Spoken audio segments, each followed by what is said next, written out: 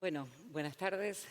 Muchas gracias por estar aquí, a este conjunto de amigas, compañeras, militantes, activistas, feministas. Ahora que estamos juntas, dice el título del encuentro, nos parece así como un muy buen momento para, en este marco de Nosotras Movemos el Mundo, encontrar un espacio de reflexión sobre, creería yo, sobre nuestras propias trayectorias de vida en torno a las violencias de género y a nuestras propias trayectorias políticas y profesionales en torno a las violencias de género. En un contexto que todas sabemos es muy complejo, en un contexto difícil en términos de sociedad, en torno a cómo enfrentar las situaciones de violencia de género. Y para mí es un enorme gusto contar con cada una de ustedes. Voy a ir en orden de presentación a medida que le dé la palabra. Porque creo que cuando pensamos en este espacio, pensamos en cada una de ustedes reconociendo las trayectorias y todo el trabajo y toda la reflexión en torno a las violencias de género. Me parece que como lo hemos marcado en distintos momentos en el Ministerio de las Mujeres, Género y Diversidad de la Nación, desde que lanzamos el Plan Nacional de Acción contra las Violencias, estamos buscando un nuevo paradigma del abordaje del Estado en torno a las violencias de género, al compás de un sentido social y de una lucha social que cada vez pone más en agenda política, en agenda pública, en agenda social, la necesidad de que el Estado dé respuestas más articuladas, más inmediatas en torno a las violencias de género. En torno a esto del cambio del paradigma, en torno a cómo pensar las violencias de género desde el abordaje del Estado y también cómo se interpela desde los feminismos, nosotros veníamos señalando que este paradigma tan seguritario, tan enfocado exclusivamente en el abordaje judicial y policial de los casos, entró en crisis. Hay una crisis muy fuerte en torno a esa respuesta del Estado. Y vos, Marta Dillon, que sos periodista y escritora lesbiana y editora del suplemento de Las 12, integrante histórica del movimiento feminista y de la que despuntaste aquel Ni Una Menos junto con otras compañeras, en alguna nota que publicaste planteaste esto de la urgencia de cambiar del paradigma. Y en ese extracto de esa nota decías: es urgente que se persiga a los agresores y no que encierren cada vez más a las víctimas, porque sí se necesitan los refugios y también las medidas de restricción perimetral, pero sobre todo se necesitan redes de afecto, de acompañamiento, redes comunitarias. El Estado es responsable, pero la sociedad también es responsable.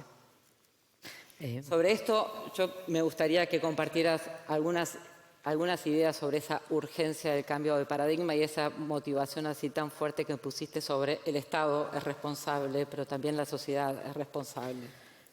Sí, voy a tratar de, bueno, gracias por tan buena compañía. La verdad que es un momento muy difícil, más que difícil, es un momento muy doloroso, ¿no? Femicidios hay todos los días, pero sin embargo hay algunos femicidios que nos interpelan de manera particular y entiendo que la manera particular en que nos interpelan tienen que ver con lo desnudo que quedó la inacción de la justicia, de la policía, del Estado en general, frente a una chica, en el caso de Úrsula, que pedía ayuda, o frente a todos los casos.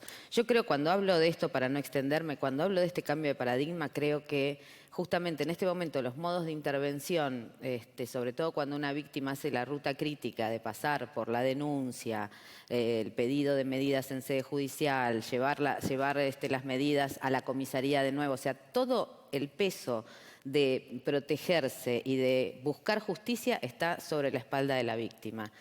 Al agresor, ¿qué le toca? Prácticamente nada. Se lo notifica, pero no hay ninguna sanción en ese sentido.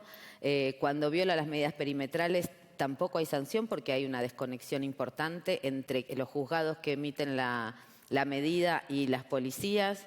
Pero digo, para cambiar el paradigma, ¿qué se necesitaría? Que cuando una mujer, una lesbiana, una trans va a denunciar, Bueno, entonces se enfoque la política pública en acompañar la autonomía de esa víctima y se enfoque, por otro lado, en generar una condena social, fundamentalmente una condena social a la violencia de género, que eso es lo que creo que no hemos conseguido hacer. Y ahí es donde digo que la sociedad también es responsable.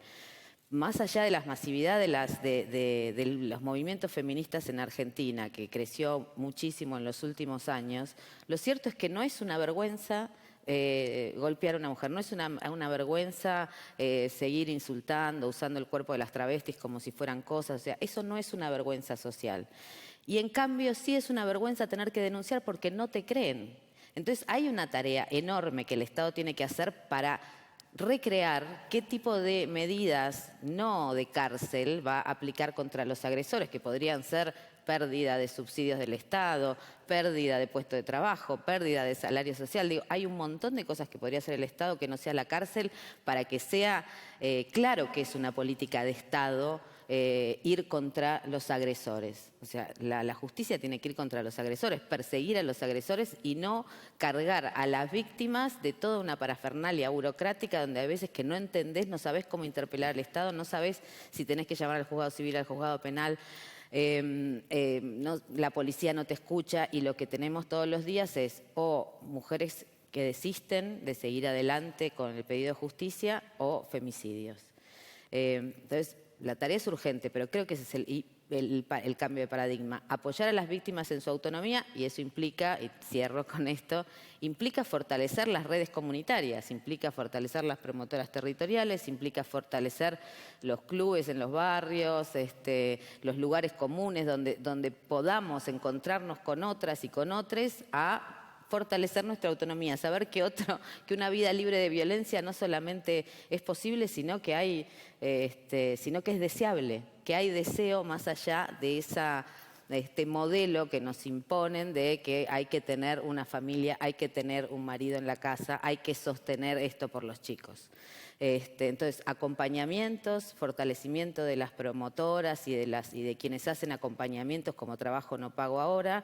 Y por otro lado, encontrar baterías de persecución, pero no persecución represiva ni de cárcel, sino una batería de medidas que puedan acompañar e ir generando una condena social que llegue un momento que sea realmente, como sucede con los crímenes de lesa humanidad, que son intolerables para la sociedad y que todo el mundo entiende cuando se dice nunca más.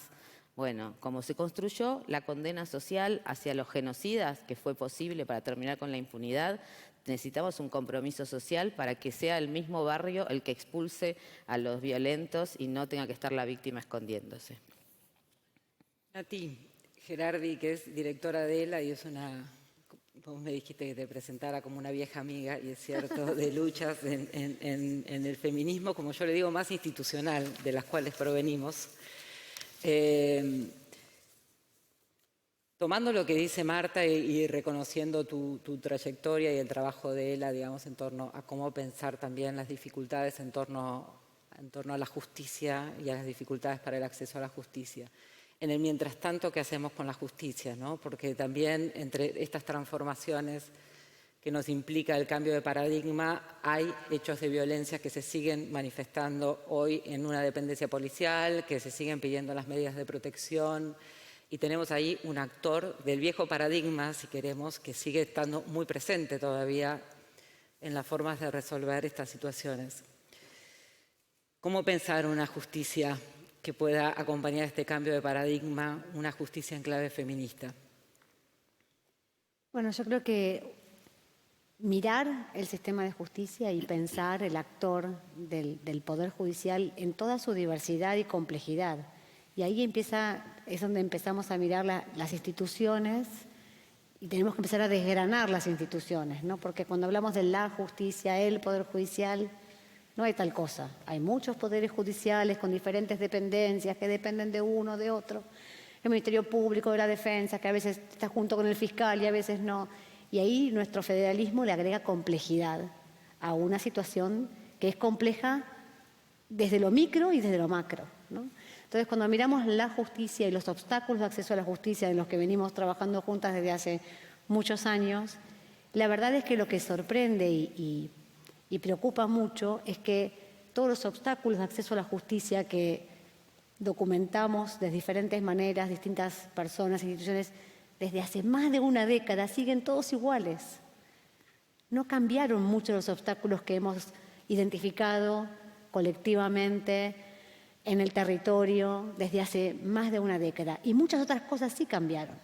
Cambió mucho más la sociedad, la cultura, la visibilización, ni hablar el periodismo, desde las compañeras periodistas feministas en muchos lugares más y menos hegemónicos, ese tema se fue poniendo en agenda, pero hay espacios y nudos críticos que no se transformaron. El Poder Judicial es uno de ellos, los poderes judiciales, el sistema de administración de justicia. Ahora, también al mismo tiempo creo, y esto lo dijimos otras veces, hay muchas expectativas que se colocan en la ley, ¿no? Pareciera como que conseguir una ley, una norma es un objetivo cumplido, y después todas las frustraciones se le achacan a la justicia, que tienen mucho por lo que responder. Yo creo que una de las cosas que sí cambiaron positivamente es que ahora miramos muy críticamente al Poder Judicial, a los poderes judiciales, a los actores que están en el ámbito de la administración de la justicia, que durante mucho tiempo estuvieron bastante ocultos o escondidos atrás de sentencias que no se conocían, de argumentos que no se verbalizaban, de expresiones que no eran públicas. Y hoy eso cambió y eso es importante. Pedir la rendición de cuentas del Poder Judicial es muy importante y exigir y avanzar sobre eso. Pero al mismo tiempo, creo que poner todas las expectativas en el Poder Judicial no nos va a alcanzar. Transformar la justicia no va a ser suficiente. Y hay que transformarla, sí. Hay que agregar clave feminista, perspectiva feminista dentro del Poder Judicial, como en todo el ámbito del Estado, ni hablar, por supuesto que sí. Pero no va a alcanzar porque las políticas sociales le corresponden al Poder Ejecutivo, sobre todo en lo local. Y eso es lo que vemos en muchos de los casos que duelen cotidianamente de los femicidios. Son mujeres, jóvenes, personas trans, que han logrado presentar denuncias, que tal vez lograron una medida, pero que no pueden sostener o el proceso o que la medida no es comunicada, no es notificada a la persona agresora, que la falta de cumplimiento no tiene casi ninguna consecuencia. Y entonces creo que ahí hay que mejorar la articulación desde lo local entre las políticas sociales y la administración de justicia, para lo cual el acompañamiento, no solamente en redes, sin duda fundamental. Aquellas situaciones en las que las mujeres han logrado sostener los procesos y avanzar en la superación y situación de violencia tienen mucho que ver con el sostén familiar, social, comunitario con el que cuenten. Entonces, esas redes son, pero casi que un presupuesto indispensable. Pero además hace falta el apoyo del Estado, hace falta el patrocinio jurídico gratuito. Desentrañar los laberintos de las instituciones de justicia sin una brújula que tiene que ver con el conocimiento del derecho y de los procesos y de las formalidades es muy difícil. Y ahí creo que también todavía fallamos. Entonces, y al mismo tiempo también hay que trabajar en quienes integran los poderes judiciales, que sigue siendo una rémora muchas veces sumamente conservadora, patriarcal, excluyente, discriminatoria, todo eso es verdad. También hay personas sumamente comprometidas, formadas, feministas y que conviven. Probablemente estas segundas en minoría, por supuesto que sí. Pero entonces hay que yo creo que diversificar la integración del Poder Judicial es todavía demasiado masculino y conservador y antiguo, y lo vemos en los números, en los datos, pero también hay que transformar las cabezas de quienes están allí, no solamente incorporar diversidad de género va a generar el cambio, sin duda que no, y transformar las cabezas, la forma de pensar, las perspectivas, el marco teórico, conceptual, pero también humano, desde el que se analiza las vidas de las personas que están adentro de esos expedientes. Eso es parte de lo que hay que lograr transformándolo con las capacitaciones, ¿no? Y en eso la ley Micaela es una gran expectativa que hay puesta en todo el aparato estatal, en todos los niveles de Estado, provincias, municipios, nación, los tres poderes del Estado. Pero ahí hay algo que me parece importante siempre tener presente, que es no solamente hay que capacitar, sino también evaluar el impacto de esas capacitaciones, ¿no? No hay un poder mágico en las capacitaciones. No se transforma nadie, por más brillante y conmovedora y articulada y, no sé, fantástica sea la persona que tenga delante. Transformar a una persona significa pedirle que mire la vida, su propia vida y su trabajo, por supuesto, también de otra manera. Y eso no se hace tan fácilmente. Pero evaluar cómo se va transformando esa manera de hacer las cosas a lo largo del tiempo creo que tiene que ser un componente fundamental de la estrategia del Estado en las capacitaciones de la Ley Micaela. Es ofrecer la oportunidad de reflexionar y acompañar ese proceso y evaluar cómo se va dando, ¿no?, esa transformación para poder mejorar para las próximas ediciones. De modo que hay un trabajo hecho, pero hay un trabajo enorme por delante. Ahí, Nati, cuando vos marcabas el valor de lo local, yo pensaba ahí cómo juega, y lo traía Marta también, lo comunitario, digamos, ¿no? Cómo juega este término que empieza a tener como mucho más significancia política, lo comunitario, lo territorial, yo diría como espacios casi de resistencias también, ¿no?, que han cobrado ese sentido tan fuerte porque ahí aparecen como si fuesen otros territorios distintos a la soberanía estatal, ¿no?, como otros territorios donde pasan otras cosas, se tejen otras alianzas, se tejen otras tramas que permiten de alguna manera sostener, proteger, acompañar a una persona que está atravesando una situación de violencia de género y también resistir la violencia del Estado, la violencia institucional, porque no es solamente lo comunitario un espacio donde se teje la trama que acompaña a quienes sufren o están en una condición de violencia de género, sino también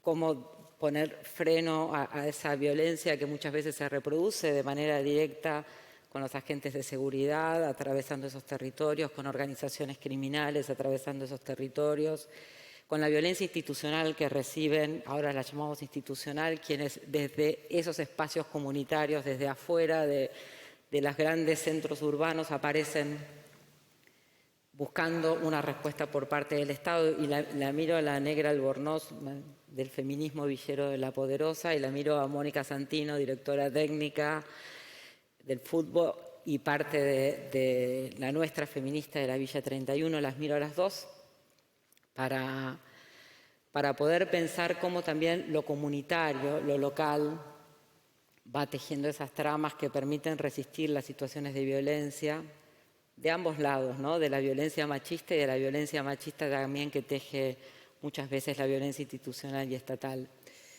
¿Cómo es pensar esos espacios comunitarios y atravesarlos con ese cruce de violencias?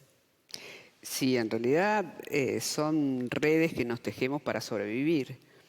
Me parece que la importancia del territorio y de reconocer esa violencia machista y esa violencia machista también incrustada dentro del Estado como violencia institucional, nos hizo repensar espacios en función de darnos estrategias para sobrevivir.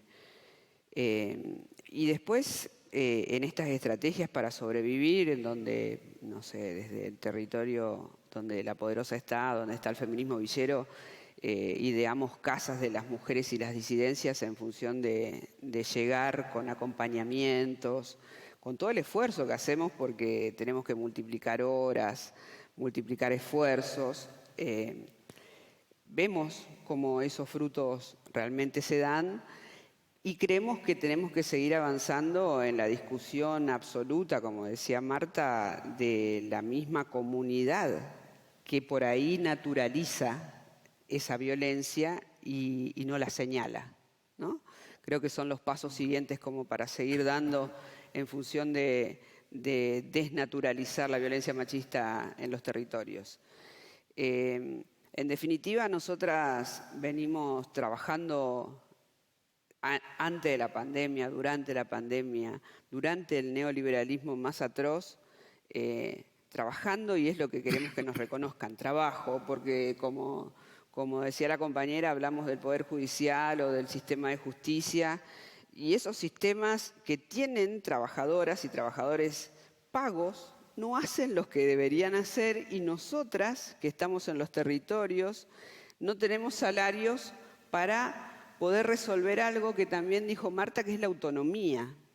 Porque si nosotros entendiéramos que las mujeres más empobrecidas de este país, que no somos pocas, pudiéramos tener autonomía, tal vez no estaríamos al lado de un violento, ¿no? Como un enraizaje económico que no nos permite salir de esas trampas mortales que a veces son nuestras casas. Creo que la autonomía es fundamental, la autonomía económica, para que las mujeres y las disidencias, las trabas y las tortas podamos tener una vida pensada desde el esfuerzo del trabajo y desde el reconocimiento de ese trabajo, que es por donde andamos ahora tratando de planear y plantear, y sobre todo plantear un pacto, ¿no? Un pacto feminista. Conseguimos hace muy poco una ley que nos posibilitaba, sobre todo a las mujeres empobrecidas, no morir, con la ley del aborto, de la interrupción voluntaria del embarazo, que estaba dentro de la agenda feminista, estuvo mucho tiempo, y muchas pensamos en función de esa ley, hicimos pactos para que esa ley salga. Bueno, ahora lo que pedimos es un pacto entre los diferentes feminismos para que tomemos como bandera el salario de las compañeras. Me parece que es fundamental entender en este contexto, en donde vemos cómo nos matan día a día, que esa autonomía es muy necesaria en los territorios empobrecidos. Y no estamos hablando de pocas compañeras, estamos hablando de muchas compañeras que hacen este trabajo y no son reconocidas. Así que, como también podemos decir que no siempre la carga tiene que estar sobre nosotras, que somos las violentadas. ¿Por qué los varones no tienen, por qué esos violentos no tienen tobilleras? Y sabemos que la justicia tiene las tobilleras. Queremos que esas tobilleras estén en los tobillos de los violentos, no en las oficinas de la justicia.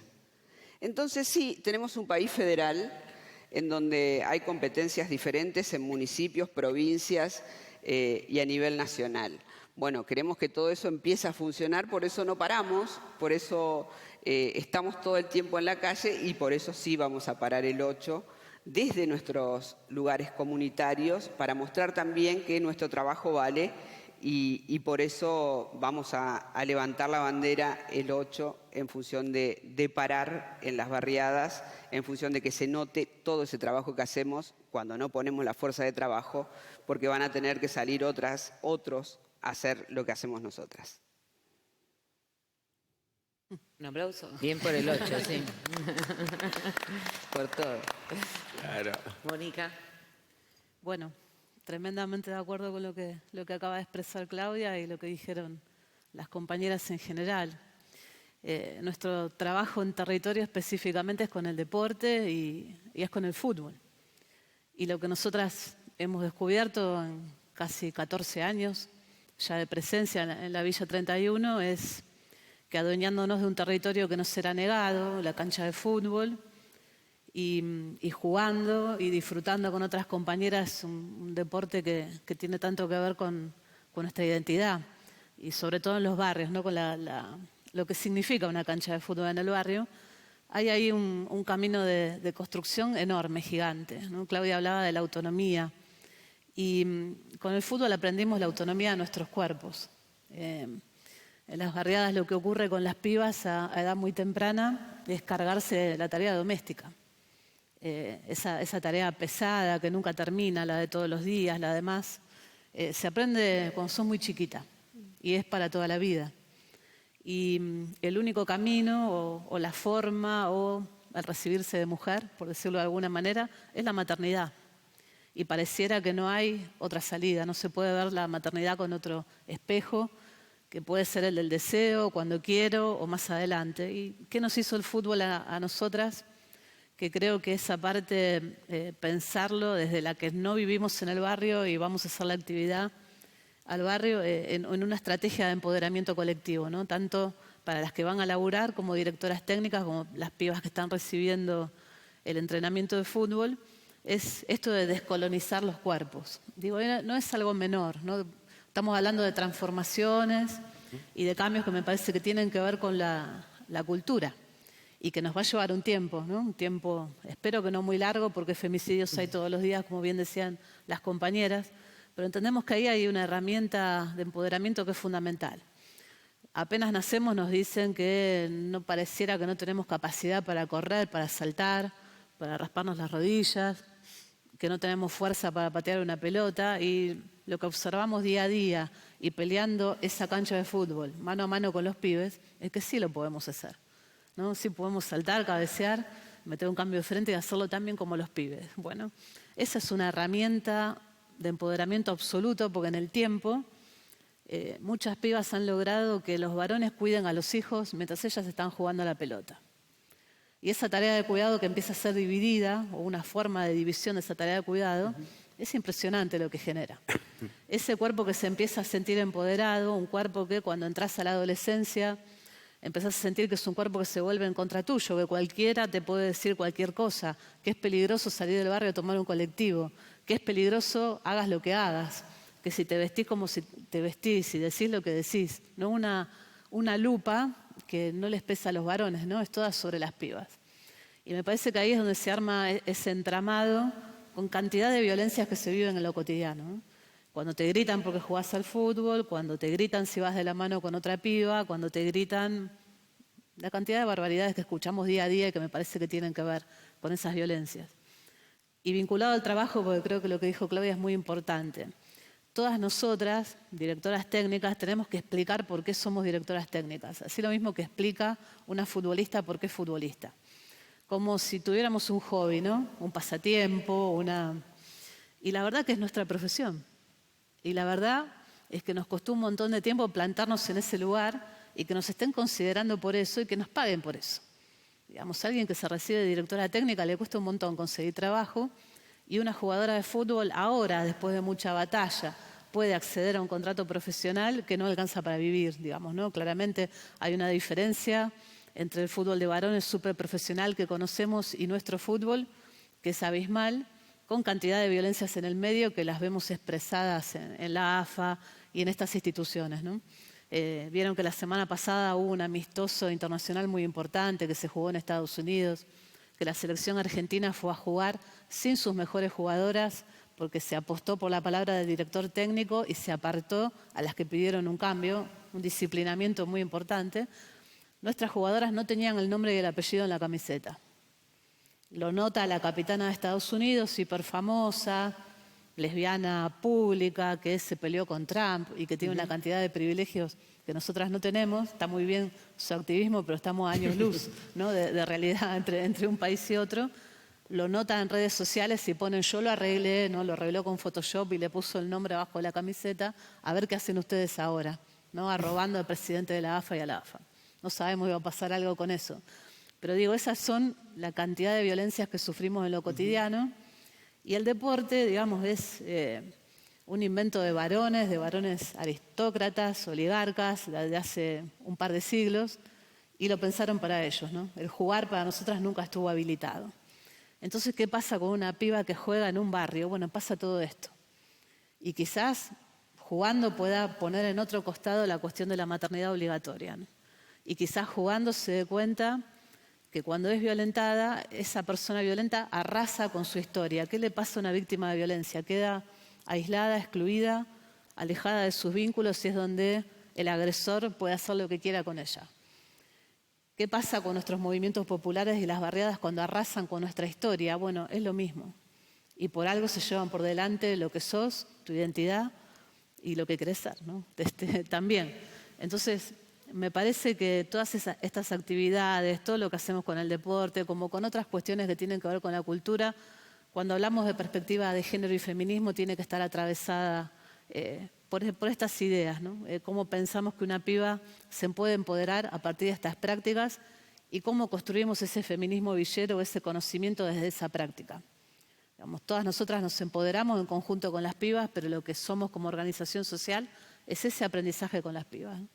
Y pensar en una manifestación cultural como es el deporte, deconstruido, mirado de manera no binaria, con el acceso a toda la población, travesti, trans, torta, cis, todas las mujeres que quieran jugar y participar, me parece que van a notar un cambio sustancial y un lugar de empoderamiento que creo que es muy importante cuando hablamos de materia preventiva, si se puede pensar así, en violencia de género. Y que eso te va a hacer llegar a la justicia de otra manera y que eso te va a hacer parar en el barrio de otra manera. Estamos muy convencidas de eso, por eso creemos que parar el lunes es fundamental, porque hemos visto otros paros de mujeres en el barrio y cuando ocurre hay sectores del barrio que quedan fantasmas, ¿no? Porque como decía Claudia, el laburo lo sostenemos nosotras y cuando nos corremos el barrio queda paralizado, absolutamente paralizado. Y comparándolo con el movimiento de derechos humanos, como decía Marta también, y creo que es muy importante, pasaron una cantidad de años, ¿no?, para que estemos paradas hoy en entender que un crimen de lesa humanidad es inadmisible. Pero ¿qué pasó en el tiempo, no? Obediencia de vida, punto final, indulto, ir para adelante, ir para atrás, lucha, batalla, calle, resistir, resistir. Bueno, ¿qué significa ser futbolista hoy? Es un espacio de resistencia. Es un espacio de resistencia, de lucha, y pensar la violencia de género así como la conocemos es un espacio de resistencia y lucha para continuar y seguir. Y estoy convencida que en un tiempo no muy lejano la sociedad entera lo va a comprender de esta manera y vamos a movilizar todos de esta manera como ahora movilizamos los 24 de marzo porque estamos convencidos que nunca más. Bueno, nunca más va a pasar esto que estamos sufriendo hoy y conozco cantidad de compañeras en este compromiso y así como la nuestra lo hace La Poderosa, lo hace cada una de estas compañeras que está acá, convencida de que vamos en ese camino con un ministerio que es de todas, ¿no? Convencernos que es un lugar que tenemos que interpelar al Estado porque es un ministerio que se ganó en la calle. Marcela, te dejé para el cierre. Inspiradísima con Mónica. Inspiradísima, porque estaba escuchando a Mónica y pensaba todo lo que tu experiencia de vida, tu experiencia como militante, como trabajadora de la justicia, como militante y activista trans, nos deja como para el cierre de este encuentro. Marcela Tobaldi, sos fundadora de la asociación civil La Rosa Naranja, sos de la Junta Directiva de Citraju, de Ciudad Autónoma de Buenos Aires, y trabajadora del Ministerio Público de la Defensa de Cava. Yo pensaba cuando la escuchaba a cada una que de alguna manera tu voz del cierre sintetiza muchas de estas cuestiones que venimos conversando en torno a las violencias. Digo, el lugar del Poder Judicial, el lugar desde tu lugar como trabajadora en el Poder Judicial. Y le escuchaba a las compañeras y decía, todas esas violencias que quedan silenciadas, no nombradas, el esfuerzo que fue también nombrarlas como travesticidios, el esfuerzo social, digamos, la construcción política de esa categoría como travesticidios, transfemicidios. Me gustaría que pudieras cerrar este encuentro con tu propia, esta doble experiencia de trabajadora dentro del Poder Judicial y de haber tenido la capacidad de empezar a nombrar desde tu activismo esas violencias que no se nombraban hacia el colectivo trans y travesti. Es muy, muy fuerte lo que me toca. Nosotras, las personas trans y travestis, venimos de una historia muy dura, todas lo saben. Esa historia que no nos podemos quitar de encima, que aún continúan falleciendo muchas compañeras.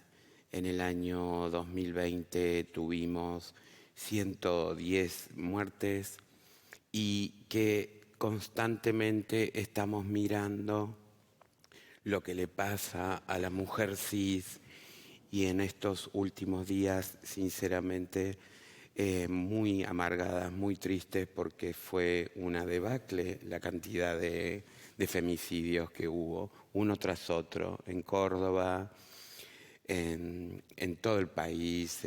También se nos murió un suicidio de un compañero trans en Ushuaia que nos causó muchísimo dolor, un chico de 15 años. Entonces, si a eso le sumamos que no tenemos inclusión laboral, Entonces decimos que se ejerció muchísima discriminación sobre nuestras identidades y todas lo sabemos, o sea, existe una selectividad a la hora de contratar a una persona trans y tiene mucho que ver con la cultura, con las capacidades y tiene mucho que ver con la imagen de cada una de nosotras. Todo eso, ¿quién lo instaló? Lo instaló la heteronorma, la cis heteronorma que funciona de esa manera, o sea, sos linda, sos bonita, y a ustedes les pasa lo mismo, compañeras. Entonces, a nosotras nos pasó eso. Y nos sigue pasando eso. Y muchas compañeras travestis trans que se construyeron en sus personalidades, podríamos decir que son descartadas para el empleo. Son descartadas a nivel local, provincial, de la ciudad, en la nación. Entonces, estos procesos que estamos inmersas, tenemos que entender que la identidad travesti trans es el último escalón social. Nosotras estamos allí abajo. Y a pesar del proceso y del momento histórico que tenemos, en donde tenemos un proyecto político que nos banca, tenemos un presidente de la nación que ha hecho un decreto, tenemos un Congreso de los Diputados que trabajó una ley de cupo e inclusión laboral travesti trans. Pero fíjense, del día 1 de febrero al 28 de febrero teníamos sesiones extraordinarias y el proyecto del cupo e inclusión laboral travesti trans, que había tenido 3 dictámenes, la Comisión de Trabajo, la Comisión de Diversidad, la Comisión de Presupuesto, no fue tratado. No fue tratado en el Congreso de la Nación. Entonces, ¿tenemos un decreto? Sí. Vamos a intentar generar empleo con ese decreto y vamos a luchar muchísimo, compañeras. Vamos a hacer todo lo que podemos. Y otro obstáculo que es muy fuerte que se nos presenta es la cuestión de la formación. No nos olvidemos que nuestras identidades fueron expulsadas, primero de sus casas, de sus familias, luego fueron expulsadas de la educación primaria. ¿Por qué? Porque una chica asumía su identidad a los 10, algunas a los 8 años, 12 años. Y cuando la ven, no, porque mirá que yo siento esto, son expulsadas del seno familiar. ¿Y dónde terminan? Terminan en la calle. Terminan en la calle y comienza esa rueda de violencia que empieza con la prostitución, con los consumos problemáticos, con toda esa secuencia, con la violencia institucional, con las cárceles, con violencias del prostituyente. Son muchas las violencias que enfrentamos y nos encontramos que muchas de nosotras llegamos a cierta edad en muy malas condiciones físicas, psíquicas, para poder enfrentar una responsabilidad como un empleo. Por eso también quienes militamos, quienes trabajamos, estamos pensando en una reparación histórica. Porque hay gente de 40 años, travesti, que no puede asumir un rol y una responsabilidad. Estamos muy detonadas, muy mal. De acá, psicológicamente, se nos ha hecho mucho daño, porque la exclusión y la discriminación ha sido muy potente, muy fuerte. Y han sido en estos procesos democráticos, desde el 83 a esta parte, creo que el proceso democrático que inició Néstor Kirchner, Cristina Kirchner, y que ahora continúa Alberto Fernández con Cristina, han sido los procesos que nos dieron derechos. El matrimonio igualitario, la Ley Nacional de Identidad de Género, ahora mismo la Ley de Cupo, de Inclusión, son los procesos peronistas. Es la verdad. Entonces, ¿apoyamos estos procesos, estos proyectos políticos? Sí. Ahora bien, ¿qué va a suceder con nosotras? Porque se generó un registro para anotarse al empleo de las personas travestis trans, que llegaron a anotarse creo que 4.000 personas. Entonces, ¿dónde vamos a ir las compañeras, las 4.000 personas? Bueno, hasta el momento la tibieza del sistema es terrible, es muy terrible. El Congreso de la Nación ha contratado a la compañera Aimé, una compañera que viene con toda una historia, que fue denunciada, que se le hizo un juicio, que es ciega, casi ciega, y la contratan en el Congreso de la Nación como una medida reparatoria. Entonces, yo creo que el Congreso de la Nación tiene la responsabilidad de contratar más compañeras, ni a hablar del Poder Judicial. Yo llevo desde el año 2013 trabajando en el Poder Judicial. ¿Cómo es trabajar en el Poder Judicial con tu identidad de género? Qué pregunta. Nos quedan 4 minutos. 4 minutos. Trabajar en el Poder Judicial es terrible y en principio yo tuve bastante suerte porque creo que tengo formación, tuve la oportunidad de ir a la universidad y entender un poco las lógicas, y cuando yo veía que me miraban mal o que esas cuestiones, tuve algunas personas que me ladraron dentro del Poder Judicial, me gritaron, me levantaron la voz, y entonces el resto de la gente que me apoyó, las retiraron de la oficina donde yo estaba. Me costó mucho. Entonces, lo que sí yo hice es que en el ámbito de la Ciudad de Buenos Aires, muchísimas personas travestis trans son perseguidas y encarceladas por la ley de drogas, la ley de estupefacientes.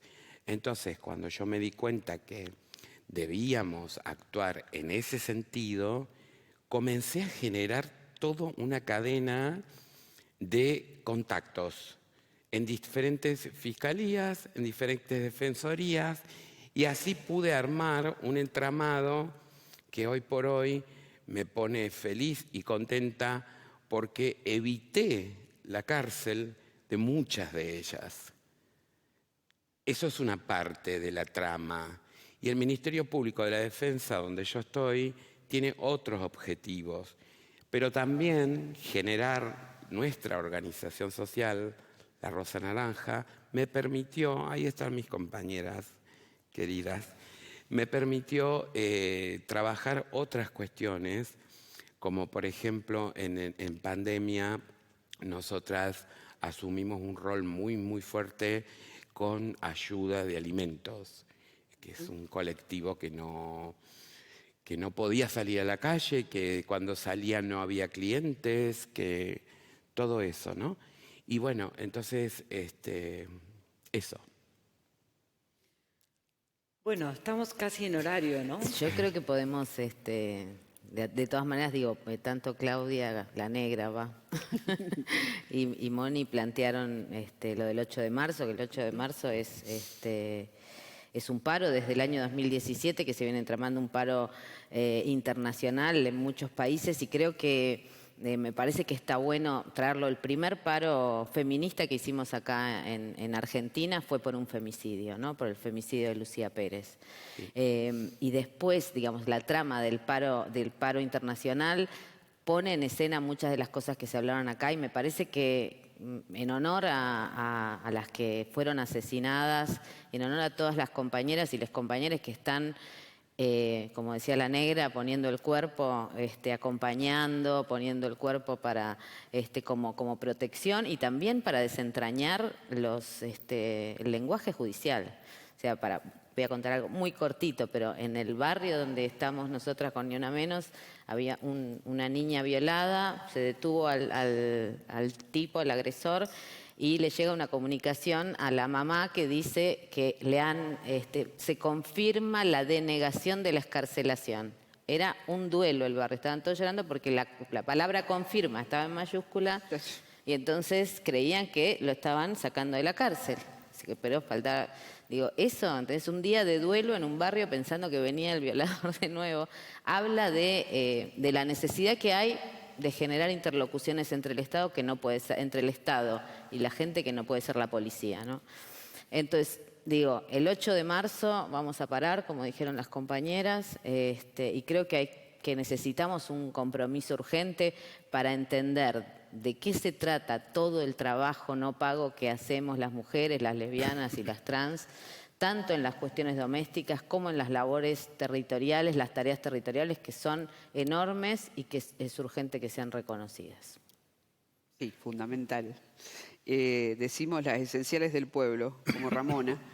Las esenciales del pueblo vamos a parar. Y creo que en el grito de Ramona también va el grito de todas las trabajadoras comunitarias que todavía no son reconocidas. Bien, bueno. Y hay concentración en la Plaza de Congreso a las 17.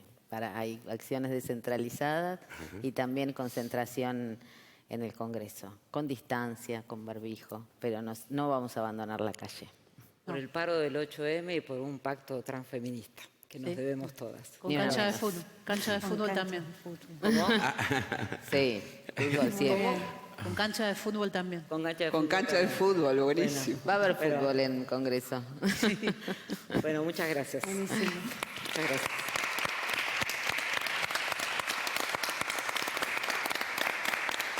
Gracias por el espacio y por acompañarme y acompañarnos en...